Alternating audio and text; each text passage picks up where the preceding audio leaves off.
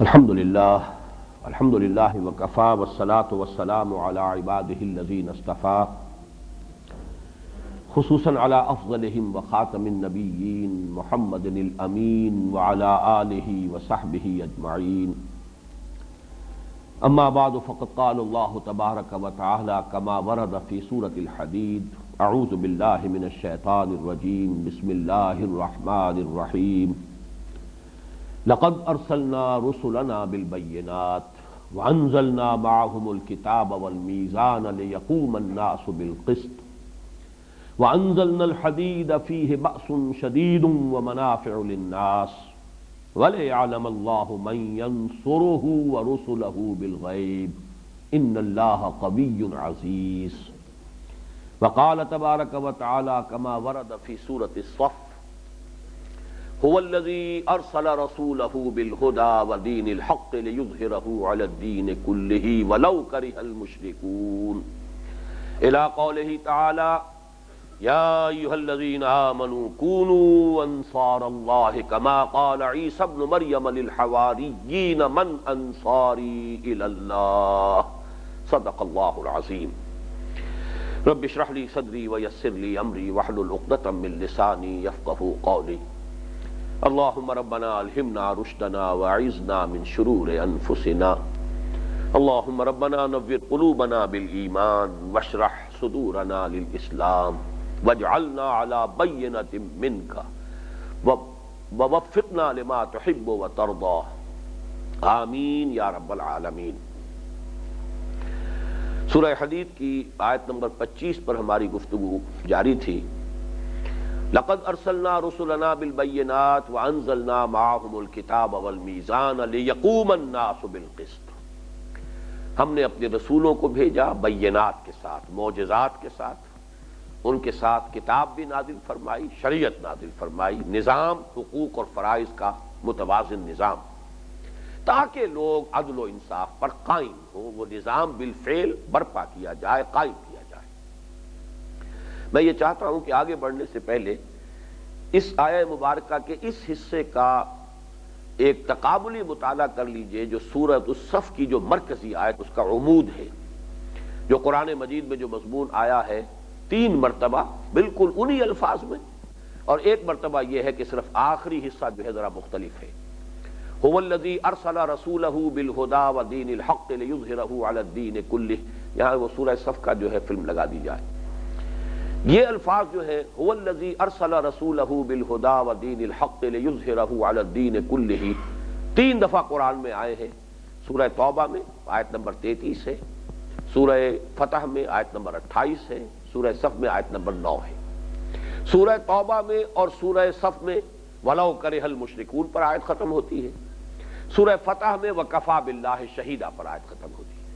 تقابلی مطالعہ اس اعتبار سے کرنا ہے کہ اس آیت میں سورہ حدید کے تمام رسولوں کے ساتھ 3 چیزوں کا ذکر کیا، انزلنا معهم الکتاب والمیزان، اور اس سے پہلے بالبینات، جبکہ حضور صلی اللہ علیہ وسلم کے بیان میں صرف 2 چیزوں کا ذکر ہوا، الہدی و دین الحق۔ اس میں اب تقابلی مطالعہ کیجئے، اس لیے کہ حضور صلی اللہ علیہ وسلم کا اصل معجزہ بھی قرآن حکیم ہے۔ الہدی سے مراد ہے قرآن، ہدی للناس، ہدی للمتقین، الہدی، دی گائیڈنس، جس میں کہ ہدایت خداوندی مکمل ہو چکی ہے، اپنے اتمام کو پہنچ چکی ہے، درجہ تکمیل کو پہنچ چکی ہے۔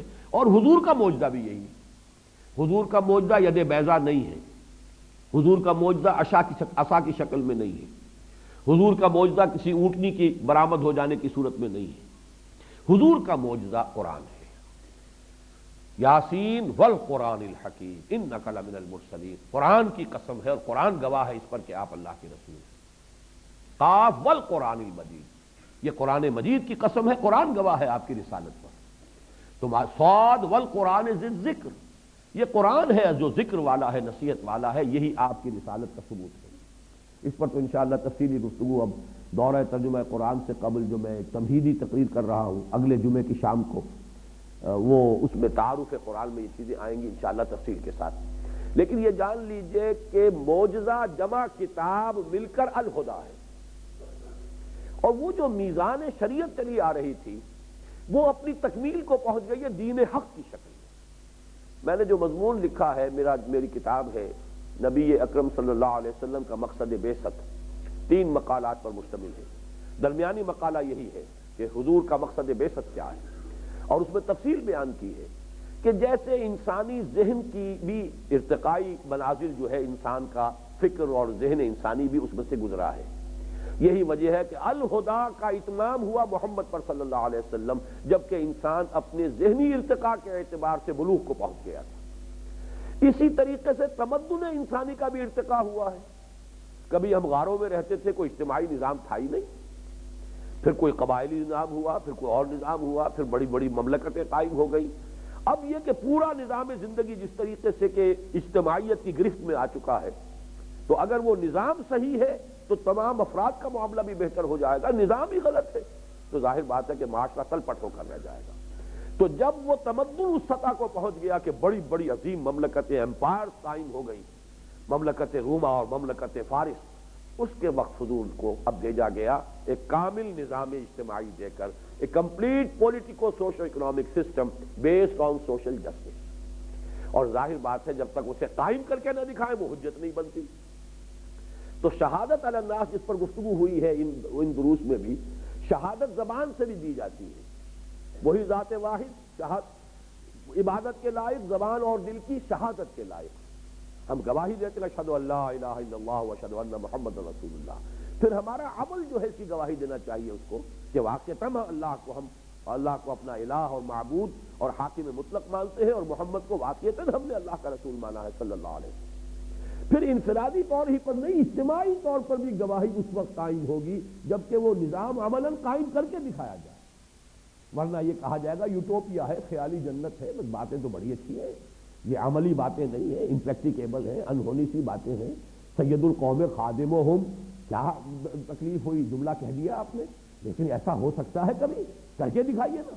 وہ کر کے دکھایا ہے ابو بکر اور عمر رضی اللہ تعالی عنہما، سید القوم خادمہم۔ اگر دیکھنا ہو عمل کے اندر تو دیکھ لو ابو بکر اور عمر کو رضی اللہ تعالی عنہما۔ نظام قائم کیا ہے کہ ایسا نہیں ہے کہ بس کوئی شاعری کی گئی ہے معاذ اللہ، بلکہ وہ نظام قائم کر کے دکھایا ہے جس میں ہر اعتبار سے توازن ہے۔ عورتوں کو حقوق دیے ہیں، لیکن وہ حقوق اس طرح کے نہیں ہیں کہ خاندانی نظام درم برم ہو جائے۔ عوام کو حقوق دیے ہیں، وہ خلیفۃ المسلمون کو ٹوک سکتے ہیں، پوچھ سکتے ہیں یہ کرتا آپ کا کہاں سے بنا ہے، لیکن یہ نہیں ہے کہ پھر وہ آزادی اس طرح کی ہو جائے کہ وہ جو نظام ہے وہ بالکل درہم برہم ہو کر رہ جائے۔ اسی طریقے سے صاحب مال جو ہے اس کے اپنے حقوق ہیں، لیکن یہ کہ مزدور کا اپنا حق ہے، اور یہ کہ مال کو کھینچنے لگ جائے سود کی بنا پر اور ارتکاز زر ہو جائے، یہ سب سے بڑی حرام شے ہے اسلام کے نزدیک۔ یہ نظام ہے جو دین حق کی شکل میں محمد عربی صلی اللہ علیہ وسلم کو دیا گیا۔ تو اب تقابل ہم کر رہے تھے کہ جہاں جنرلائز قانون آیا وہاں 3 چیزیں، لقد ارسلنا رسلنا بالبینات وانزلنا معهم الکتاب والمیزان، وہاں فرمایا گیا هو الذی ارسل رسولہ بالہدی ودین الحق، اس لیے کہ الہدا قرآن ہے، قرآن ہی معجزہ بھی ہے اور قرآن ہی الکتاب بھی ہے، اور وہ نظام جو ہے پولیٹیکو سوشو اکنامک سسٹم وہ دین حق کی شکل میں کامل نظام کی حیثیت سے پیش کر دیا گیا۔ تو کس لیے بھیجا حضور کو؟ لِيُظْهِرَهُ عَلَى الدِّينِ كُلِّهِ، اس نظام کو غالب کر کے دکھائے۔ یہ نظام کسی اور نظام کے تابع رہے گا تو پھر ظاہر کیسے ہوگا؟ ملوکیت کے تابع ہو گیا، سرمایہ داری کے تابع ہو گیا، کسی اور کے تابع ہو گیا تو وہ تو پھر نظام، وہ تو مذہب بن جائے گا، عقیدہ ہے، نماز ہے، روزہ ہے۔ جیسا کہ خلافت راشدہ کے بعد تدریجاً جب خلافت کا نظام ختم ہوا، ملوکیت آئی، جاگیرداری آئی، سرمایہ داری آئی، اور دین سکڑ کر رہ گیا عقائد میں اور نماز روزہ حج اور زکوٰۃ میں، اور کچھ ذکر اور حلقے جو ہے مراقبوں کے اس میں، باقی وہ نظام جو ہے وہ تو بادشاہوں کا ہے، محل ہے ان کے بن رہے ہیں۔ بادشاہ کی محبوب بیوی کا انتقال ہوا ہے تو کروڑوں روپے سے تاج محل بن رہا ہے۔ بادشاہ کو محل چاہیے، الحمرا بن گیا ہے۔ بادشاہ کے لیے تو بڑا شاندار توپ کاپی جو ہے، جا کے استنبول میں دیکھیے کتنا عظیم الشان محل بنایا گیا ہے۔ کہاں عمر فاروق تھے جو حجرے میں رہتے تھے، لیکن کسریٰ اور قیصر کے ایوانوں کے اندر لرزہ طاری ہوتا تھا ان کے نام سے۔ کہاں یہ تھے کہ عیاشیاں ہیں، اپنے عیش کے جو ہے ایوان سجا رکھے ہیں، لیکن دنیا کے اندر ان کی کوئی حیثیت ہی نہیں۔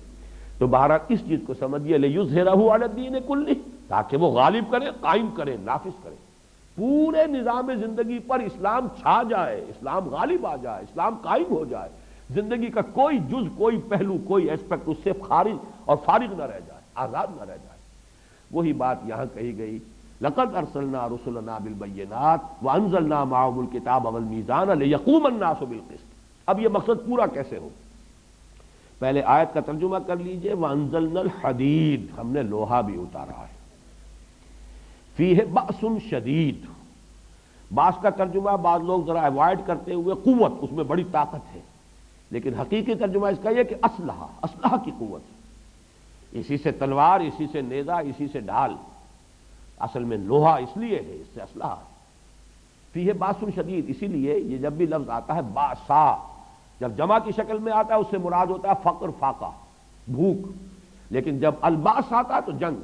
چنانچہ ہمارا جو دوسرا درس ہے، لیس البر ان تولوا وجوہکم قبل المشرق والمغرب، آخری میں جب آتے ہیں الفاظ والصابرین فی البأساء والضراء وحین البأس، صبر کرنے والے بأساء میں، یعنی تنگی ہے، فاقہ ہے، بھوک ہے اور تکلیف ہے، کوئی مصیبت ہے، کوئی زخم لگ گیا ہے اس کی تکلیف ہے، اور حین الباس، جنگ کے وقت۔ اصل تو امتحان یہ ہے، جہاں جان کے لالے پڑ جائیں، جہاں جان کی بازی کھیلنی پڑے، جو صبر کا وہاں مظاہرہ کر سکے وہ ہے کہ جو کوالیفائی کر گئے، اولئک الذین صدقوا واولئک هم المتقون، یہ ہے وہ لوگ کہ جو واقعتاً سچے ہیں اپنے دعوی ایمان میں، اور یہ ہے وہ لوگ جو واقعتاً متقی ہیں۔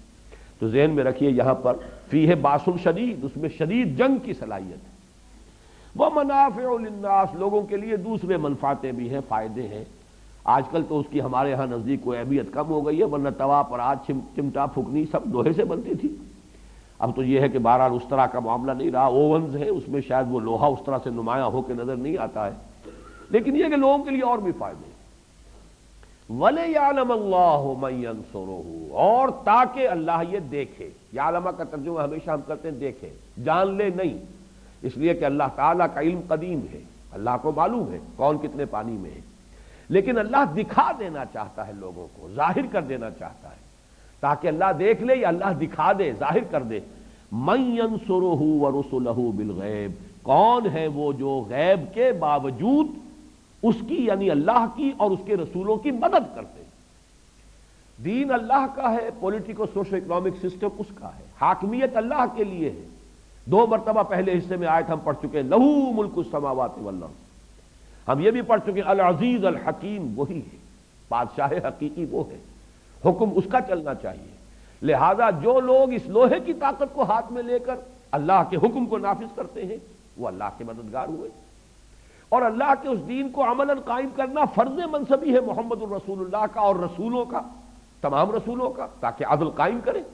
اور حضور کے لیے واحد کے سیغے میں بھی آ گیا امرت لأعدل بینکم، اور یہاں 3 مرتبہ آ گیا لیظہرہ علی الدین کلہ، تو گویا کہ جو بھی لوہے کی طاقت لے کر محمد کی نصرت کے لیے میدان میں آ گئے صلی اللہ علیہ وسلم، وہ اللہ کے بھی مددگار، رسول کے بھی مددگار۔ جس کو میں کہہ رہا ہوں کہ یہ ہے در حقیقت، جس کو عریاں کا لفظ میں نے استعمال کیا ہے بارہا، اتنے واضح الفاظ میں دیکھیے آدمی جھجکتا ہے، کہنا نہیں چاہتا، لیکن اللہ تعالیٰ کو واللہ لا یستحیی من الحق، اللہ کو حق بات کے کہنے میں کوئی رکاوٹ نہیں، کوئی جھجک نہیں۔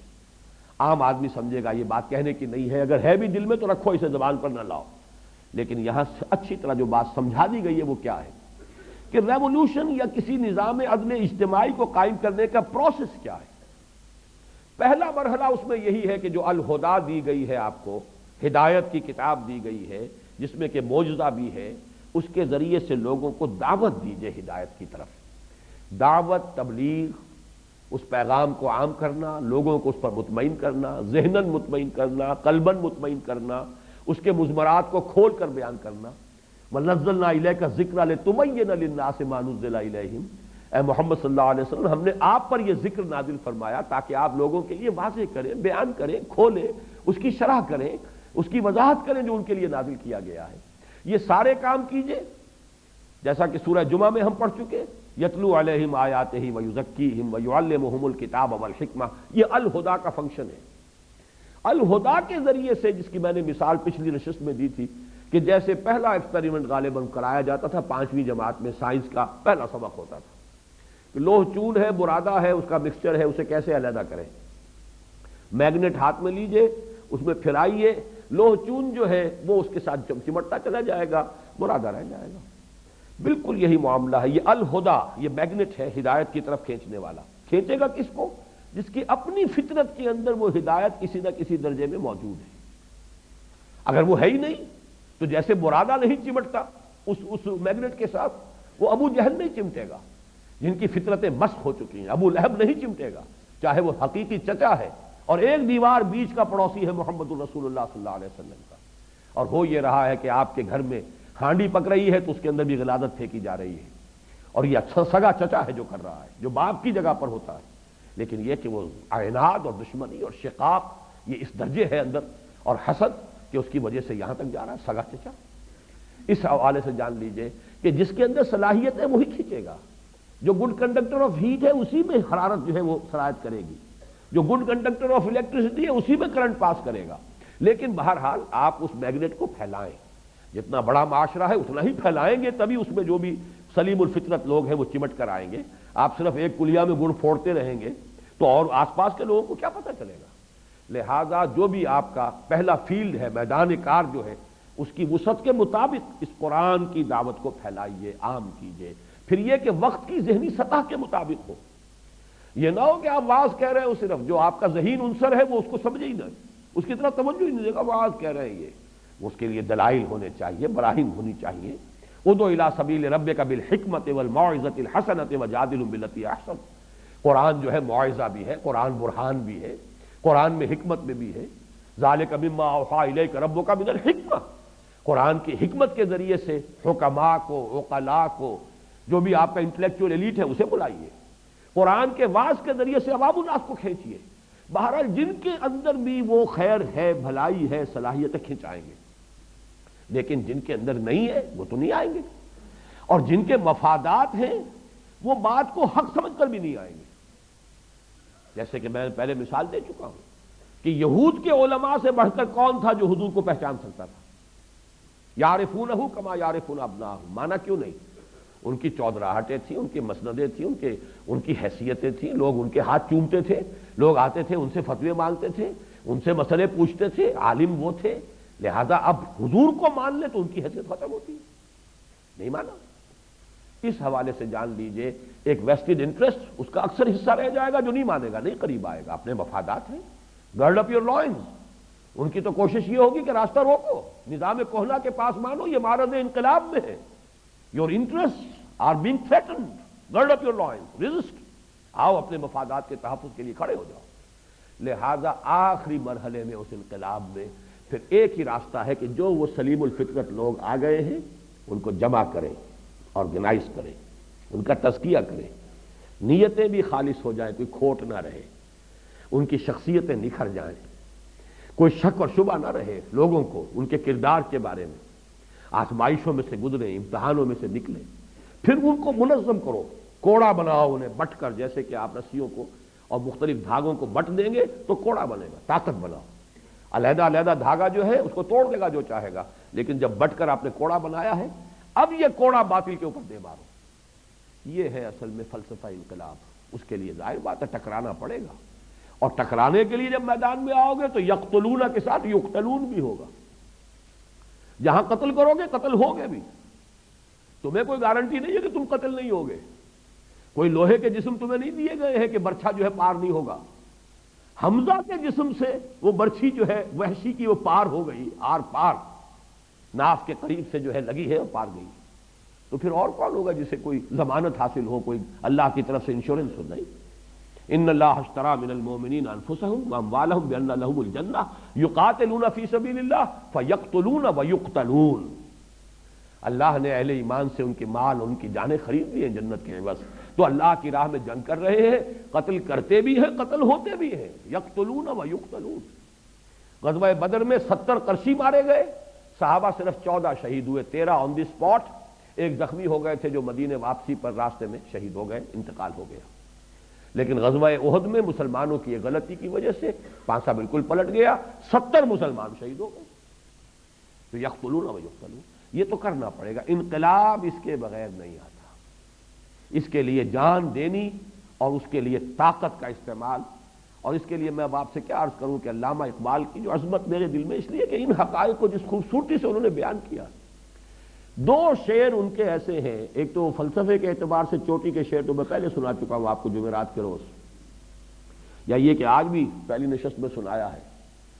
یہ جو فلسفہ انقلاب کے دو شعر ہیں، گفتند جہان ماں آیا بتومی سازد، گفتم کے نمی سازد، گفتند کے برہم زن، اللہ نے مجھ سے کہا، گفتند انہوں نے کہا، جہان ماں آیا بتومی سازد، میرا یہ جہان جو ہے، جو میرا دنیا ہے اس وقت جس میں میں نے تمہیں بھیجا ہے، یہ تمہارے ساتھ سازگاری کرتا ہے، تمہیں پسند ہے، ٹھیک ہے، یہ نظام صحیح ہے، گفتم کے نمی سازد۔ میں نے کہا نہیں، یہ صحیح نہیں ہے، میرے ساتھ سازگاری نہیں کرتا۔ گفتند کے برہم زن، اللہ نے فرمایا توڑ پھوڑ کر رکھ دو اس کو، برہم زن۔ اور برہم زن کے لیے راستہ کیا ہے؟ با نشہ درویشی در ساز و دمادم زن۔ پہلا مرحلہ درویشی کا ہوگا، دعوت ہے، تبلیغ ہے، گالیاں کھا کر بھی دعائیں دینی ہوں گی، پتھراؤ کے جواب میں بھی اللہ توفیق دے تو پھول پیش کرنے ہوں گے، جو لوگ خون کے پیاسے انہیں معاف کرنا ہوگا، تاکہ جیسے کہ اللہم اہد قومی انہم لا یعلمون، اس کو یوں سمجھیے کہ بدھ مت کا بھکشو بھی میں اگر کہوں تو غلط نہیں ہے، دعوت کے مرحلے میں یہ روش اختیار کرنی پڑے گی۔ دعوت دو، دعوت کے اندر تو التجا بھی ہوتی ہے، لجاجت بھی ہوتی ہے، اللہ کے بندو سنو میری بات، در در پر جا رہے ہیں، کسی نے کچھ کہہ دیا ہے، کسی نے کچھ کہہ دیا ہے، تینوں آدمیوں سے ملے ہیں جا کر طائف میں، ایک نے کہا اچھا جی آپ کے سوا کوئی نہیں ملا تھا اللہ کو رسول بنانے کے لیے، نکل جاؤ یہاں سے۔ ایک نے کہا جاؤ چلے جاؤ، میں تم سے بات بھی نہیں کرنا چاہتا، اس لیے کہ یا تو تم جھوٹے ہو یا سچے ہو، جھوٹے ہو تو جھوٹے کو میں منہ نہیں لگاتا، سچے ہو تو کہیں میں کوئی گستاخی کر بیٹھوں گا، اگر تم واقعی اللہ کے رسول ہو تو بہتر ہے تم روانہ ہی ہو جاؤ۔ ایسے ایسے زہر میں بجھے ہوئے جملے محمد رسول اللہ کے سننے پڑے، اور پھر جب روانہ ہوئے واپس تو انہوں نے وہاں کے اسٹریٹ ارچنز جنہیں آپ کہتے ہیں انہیں ذرا اشارہ کیا، پتھراؤ ہو رہا ہے، تاک تاک کر ٹخنے کی ہڈی کو نشانہ بنایا جا رہا ہے، اور صرف ایک ساتھی اس سفر میں زید ابن حارثہ، ایک آدمی ایک طرف سے ڈھال بن سکتا ہے، سامنے آتے ہیں حضور کو بچانے کے لیے، کور کرنے کے لیے، ادھر سے مارتے ہیں پتھر، ادھر سے مارتے ہیں، پیچھے سے مارتے ہیں، جسم لہو لہان ہو رہا ہے، پاؤں میں آ کر خون جم گیا ہے جوتیوں میں، پھر کچھ غشی سی تاری ہوئی ہے، بیٹھ گئے ہیں، تو ایک گنڈا آیا ادھر سے، اس نے اس بغل میں ہاتھ ڈالا ہے، دوسرے نے دوسری بغل میں، اٹھو چلو۔ یہ نقشہ ہے اللہ کے رسول کا، محبوب رب العالمین کا، سید الاولین والآخرین کا۔ داعی فریاد آئی ہے زبان کے اوپر، اللہم الیک اشکو ضعف قوتی وقلت حیلتی وہوانی علی الناس الی من تکلنی الی بعید یتجہمنی او الی عدو ملکت امری، اے اللہ تیری ہی جناب میں فریاد لے کر آیا ہوں اپنے وسائل کی کمی کا، اپنی قوت کی کمزوری کا، کہاں جاؤں، کس سے شکوہ کروں، کس سے فریاد کروں، مجھے کس کے حوالے کر دیا ہے، دشمن کے حوالے کر دیا، جو چاہے کر گزرے۔ یہ فریاد آئی ہے، اس وقت وہ فرشتہ آیا ہے ملک الجبال کہ اللہ نے مجھے بھیجا ہے، میں ان پہاڑوں پر معمور فرشتہ ہوں، آپ اگر حکم دیں میں ان دونوں پہاڑوں کو ٹکرا دوں گا جس کے مابین یہ طائف کی بستی جس میں یہ سلوک آپ کے ساتھ ہوا ہے۔ فرمایا نہیں، کیا عجب کہ اللہ تعالیٰ ان کی آئندہ نسلوں کو ہدایت دے۔ اب بتائیے کون بدھ مت کا بھکشو اس سے آگے جائے گا؟ درویشی، اور جب کہ نگاہوں کے سامنے ذبح کیے جا رہے ہیں ساتھی، حضرت سمیہ ذبح کی جا رہی ہیں، حضرت یاسر ان کے شوہر جس بری طریقے سے ٹارچر کیا ہے ابو جہل سر عام، اور حضور پاس سے گزرتے اور کہتے ہیں اصبروا یا اعلی یاسر فإن موعدکم الجنہ، اے یاسر کے گھر والوں صبر کرو، تمہارے جنت، تمہارے وعدے کی جگہ اللہ کے ہاں جنت ہے۔ لیکن ساتھیوں میں سے کسی کو اجازت نہیں دی کہ جا کے ابو جہل کی ٹکا بوٹی کر دیں، نہیں، ابھی مرحلہ درویشی کا ہے۔ نغمہ ہے بلبل شوریدہ تیرا خام، ابھی اپنے سینے میں اسے اور ذرا تھام، ابھی ذرا اپنے جذبات انتقام کو تھامو، ابھی مرحلہ پیسو ریزسٹنس کا، ایک وقت آئے گا تمہارے ہاتھ کھول دیے جائیں گے، اذن للذین یقاتلون بانہم ظلموا، ایک وقت آنے والا ہے، تمہیں اذن قتال بھی ملنے والا ہے، تمہیں اینٹ کا جواب پتھر سے دینے کی اجازت ملے گی، لیکن ابھی تھامو۔ نغمہ ہے بلبل شوریدہ تیرا خام، ابھی اپنے سینے میں اسے اور ذرا تھام، ابھی پھر وہ وقت آیا، پھر تلواریں بھی ہیں، نیزے بھی ہیں، میدان میں آئے ہیں، یقاتلون فی سبیل اللہ یقتلون و یقتلون. اس کو اقبال نے دو مصروں میں بیان کر دیا. پہلا شعر پھر سن لیجئے. گفتند جہان ماں آیا بتمی سازد، گفتم کہ نمی سازد، گفتند کہ برہم زن، نظام کو توڑ دو پھوڑ دو. با نشہ درویشی در ساز دمادم زن. پہلا مرحلہ یہ ہوگا درویشی کی روش اختیار کرو، درویشی کی خوب پختہ کرو اور کرتے رہو محنت. دعوت ہے، تربیت ہے، تنظیم ہے، صبر ہے، پوری طریقے سے جھیلو تکلیفیں، مصیبتیں. درویشی کیوں پختہ شوی، جب تیار ہو جاؤ، پختہ ہو جاؤ، تعداد کے اعتبار سے، کیفیت اور کمیت دونوں اعتبارات سے. سیرت بھی پختہ ہو چکی ہو، تربیت ہو چکی ہو، تزکیہ ہو چکا ہو، قول و فعل کا تضاد نہ رہا ہو، انسان کا ظاہر باطن ایک ہو چکا ہو، منظم ہو، ایک امیر کی دعوت کے اوپر کھڑے ہوں، لبیک کہیں اور اپنی جانوں کی قربانی دینے کو تیار ہو جائیں، اور اگر روکنے کو حکم دیا جائے تو رک جائیں. یہ پختگی جب آ جائے، جو پختہ شوی خدرا بر سلطنت جم زن، اب اپنے آپ کو سلطنت جم پر دے مارو. یہ ہے دو مصروں میں پورا انقلاب.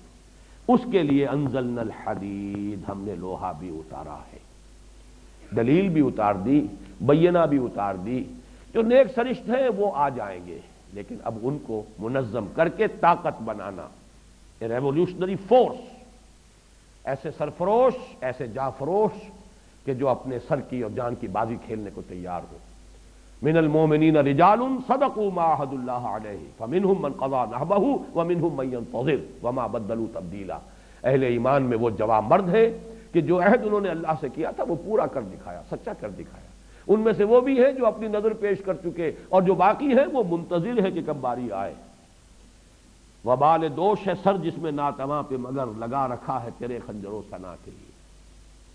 یہ ہے وہ آیت مبارکہ وانزلنا الحدید فیہ باس شدید. اس میں قوت ہے جنگ کی. ومنافع للناس، کچھ اور فائدے بھی ہیں، پھکنی اور توا اور پرات اور چمٹا اور بالٹی وہ بھی بنا لو. وَلِيَعْلَمَ اللَّهُ مَن يَنصُرُهُ وَرُسُلَهُ بِالْغَيْبِ، تاکہ اللہ دیکھے کون ہے وفادار بندے، کون ہے صادق الایمان. ایمان کا دعویٰ تو آسان ہے. اب دیکھیے اس کے ساتھ ایک تو وہ آیت جوڑ لیجئے سورہ صف کی، ان اللہ یحب الذین یقاتلون فی سبیلہ صفا کانہم بنیان مرصوص. یہ صورت ایسی عجیب ہے، اس میں نہ لفظ جہاد آیا نہ قتال آیا ہے، دونوں کے مضامین موجود ہیں. حدید لوہا آ گیا، اسلحہ کا ذکر آ گیا، لیکن یہ کہ اصل میں سارے مضامین کل مسبحات کے اس میں جمع ہیں. وَلِيَعْلَمَ اللَّهُ مَن يَنصُرُهُ، محبت مجھے ان جوانوں سے ہے ستاروں پہ جو ڈالتے ہیں کمند. اللہ کو محبوب وہ بندے ہیں، وہ نہیں کہ تو فقط اللہ اللہ اللہ اپنے گھروں میں بیٹھے ہوئے ضربے لگائے جاؤ، ساری عمر ضربے ہی لگاتی گزار دو. کوئی باطل کے ساتھ کبھی نہ پنجہ آزمائی کرنا، نہ کبھی باطل کو للکارنا آ کر میدان. ان کے بارے میں تو حدیث سنا دی حضور نے. اوح اللہ عز وجل الی جبرائیل علیہ الصلوۃ والسلام ان اقلب مدینۃ کذا و کذا باہلھا.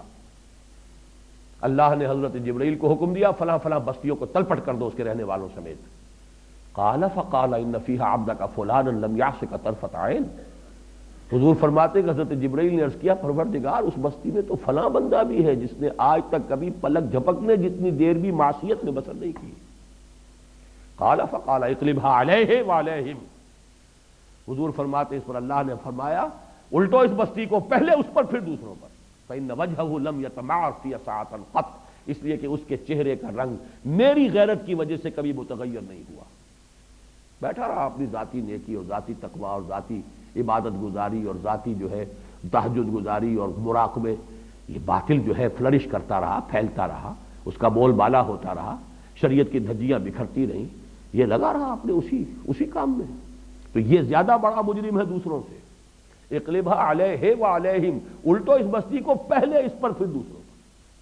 تو یہ نہیں ہے راستہ. ہاں اپنی تربیت، اپنا تزکیہ یہ کیے بغیر میدان میں آ جاؤ گے تب وہی کچھ ہوگا جو آج جہاد کے نام سے ہو رہا.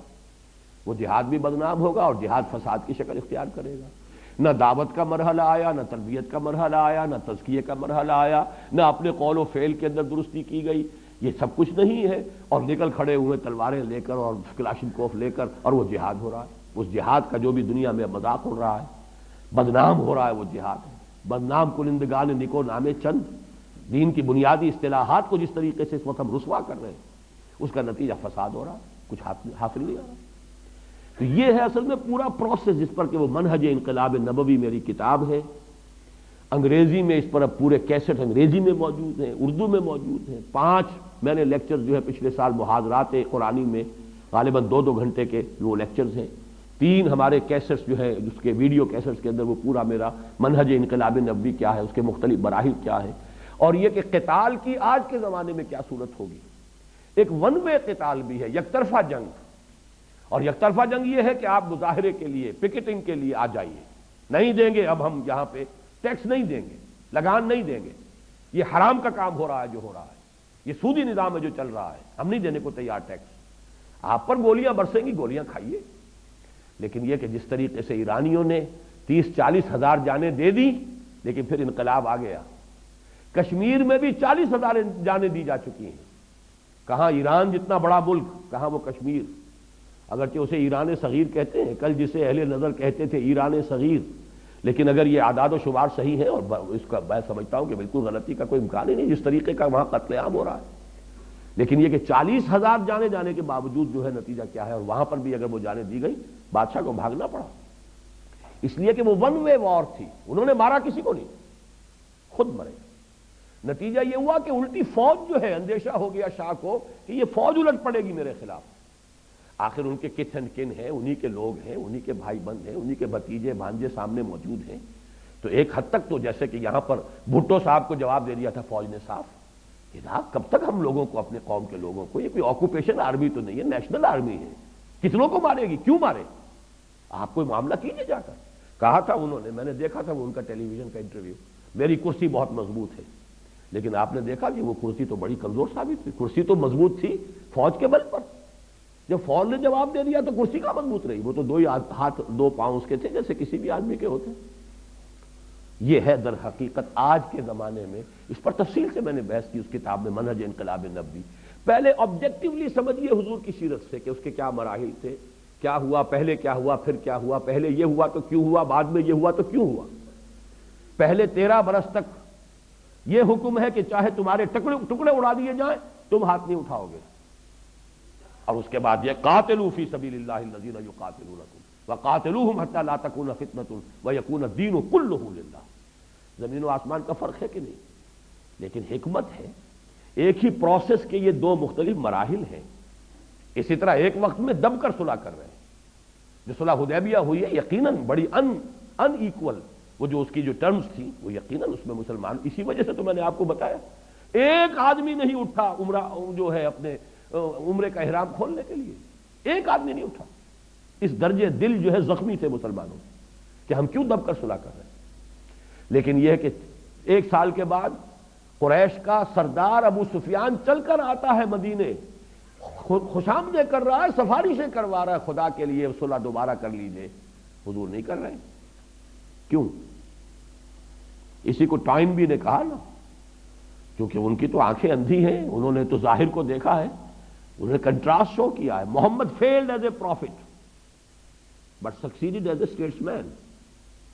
مکے میں محمد نظر آتے ہیں واقعی جیسے نبی تھے، جیسے ان کا تصور نبی کا حضرت یحییٰ کا، حضرت عیسیٰ کا، تو مکے والا محمد تو واقعی یحییٰ اور عیسیٰ والا ہی ہے، دعوت دے رہا ہے، تبلیغ کر رہا ہے، مارے کھا رہا ہے، گالیاں سن رہا ہے، but he failed there as he says. Muhammad failed at Mecca, Muhammad failed as a prophet but succeeded as a statesman مین۔ اب مدینے میں آ کر تو ایک مدبر ہے، حکمران ہے، جنگجو ہے، سپہ سالار ہے، وہاں کامیابی ہوئی ہے تو اس سے ہوئی ہے، یہ اس کا قول ہے۔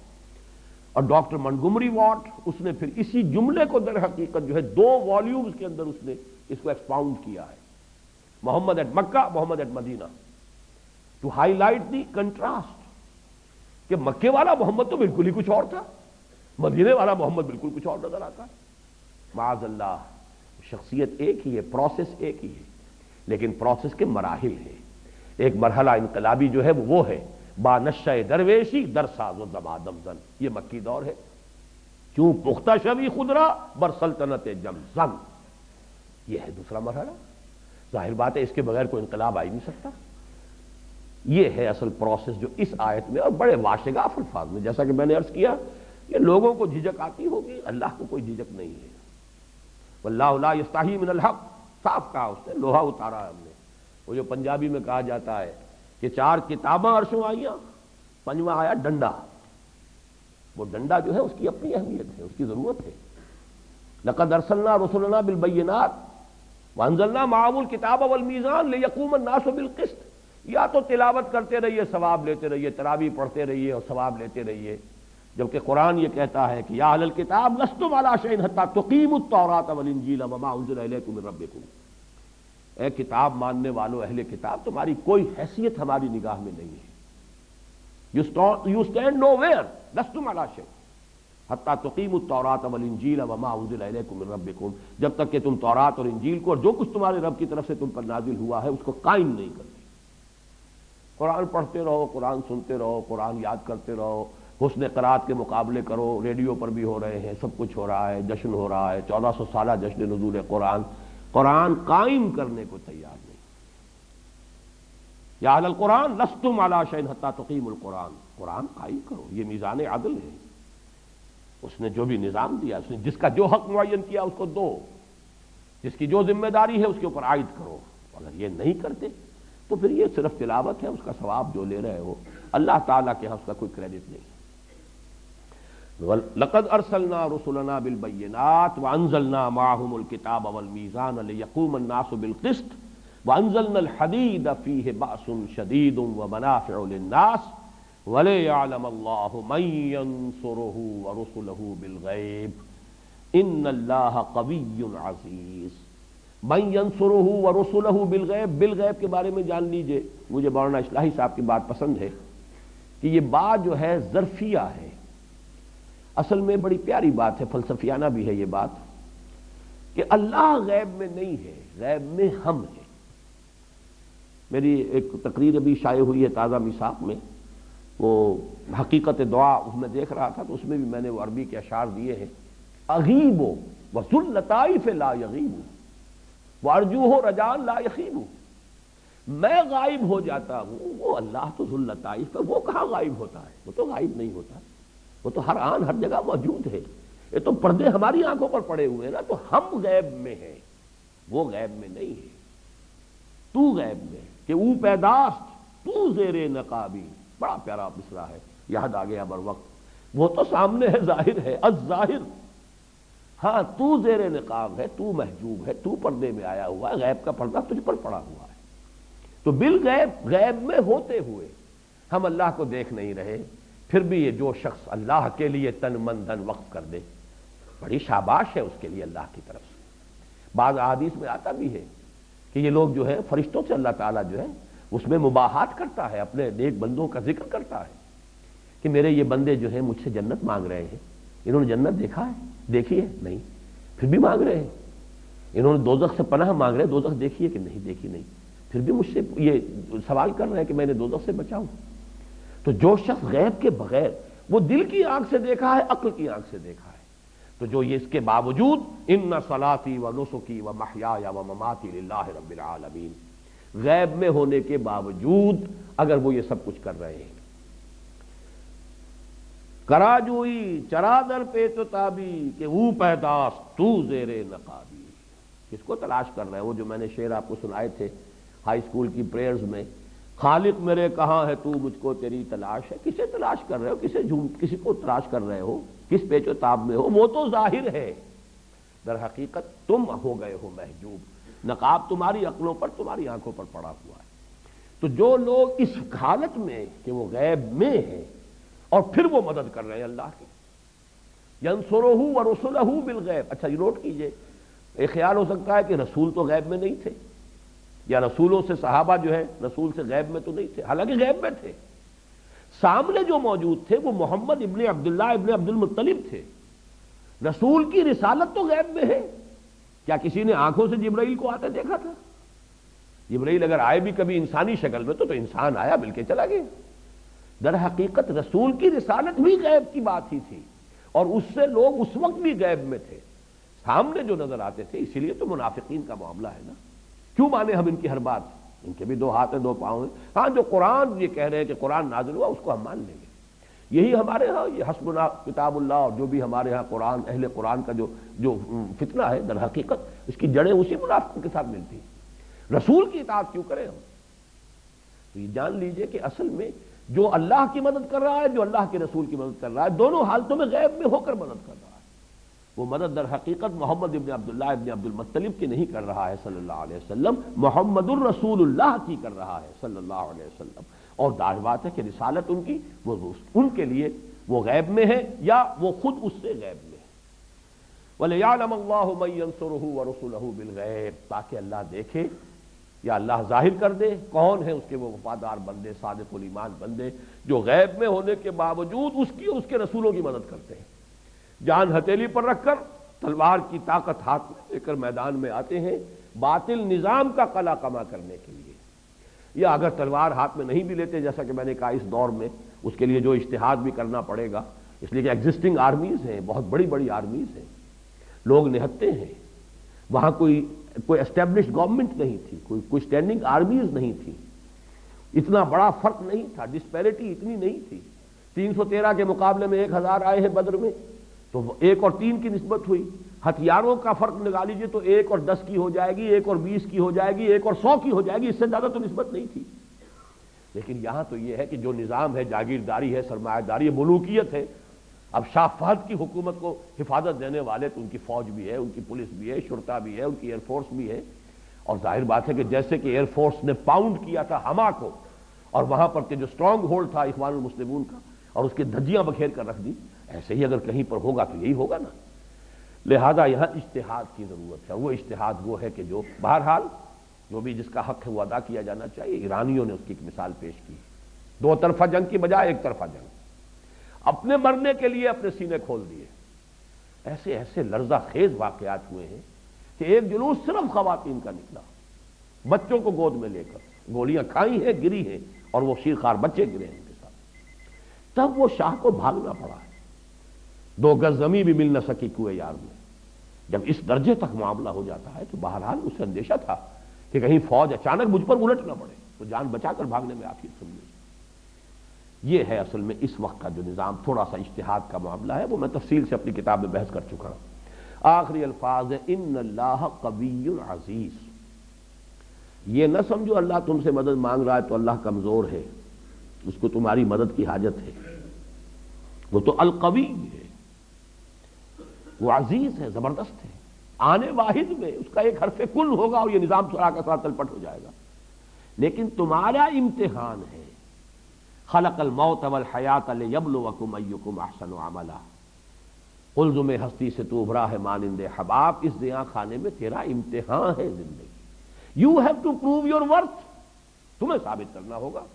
اور اس کے ضمن میں وہ آیت اس کے ساتھ جوڑ دیجئے، لا یستوی منکم من انفق من قبل الفتح وقاتل اولئک اعظم درجۃ من الذین انفقوا من بعد وقاتلوا۔